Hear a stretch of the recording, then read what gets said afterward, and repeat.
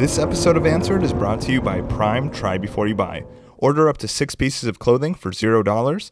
Return anything you don't want to keep and get charged for the clothing that you do. If you don't want to keep any of it, just ship it all back. No hassle at all.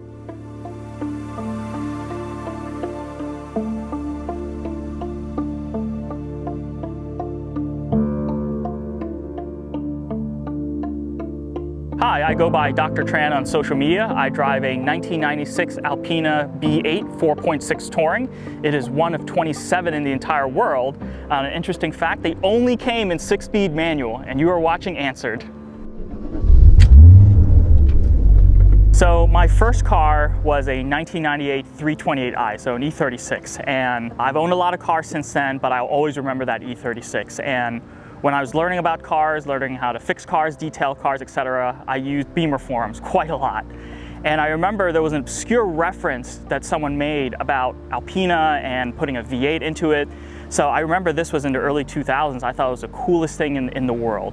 And I always put that car on my dream car list, actually #1 on my dream car list. So fast forward many years, I was living in Europe at the time, and I was looking for an interesting car to buy while I was living there and eventually import back to the US. Eventually I settled for an Alpine B3 3.2 Touring because I thought, okay, there's no freaking way I'm ever gonna be able to find a 4.6 since there's only 27 in the world. So after buying that car, and that's also a rare car, one of 89 in the world, I imported that. I started engaging on some of the German Alpine forums. I also made an obscure reference that, hey, I bought this to settle because the B8 was my ultimate dream car.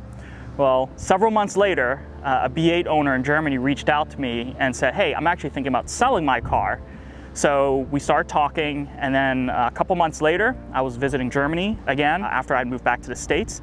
We met up, looked at the car, and I bought it, and here it is.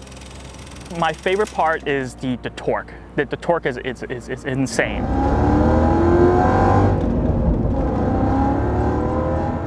So I think at about 5,000 RPM, this engine creates 470 Newton meters of torque. So I think that translates to about 350 foot-pounds for those who measure things in freedom units instead of metric.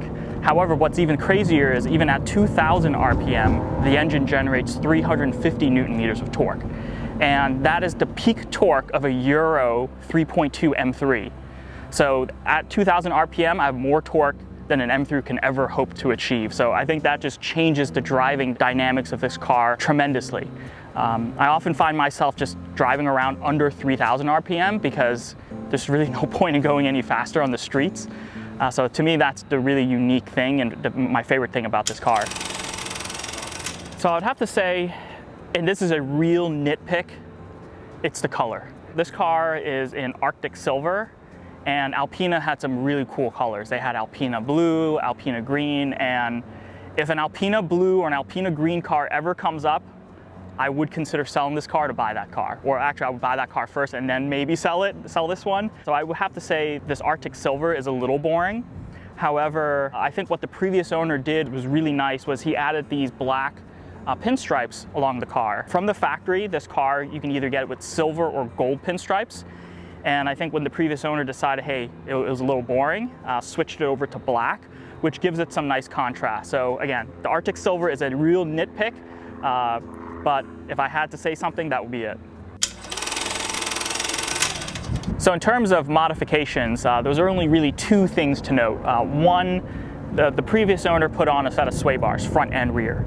All of the German Alpine B8 owners do that because the car comes from the factory as a luxury GT touring car, so it is very soft. And adding the sway bars really transforms the character of the car. And then the second modification to the car is actually the interior. The original owner of this car from the 90s was a smoker.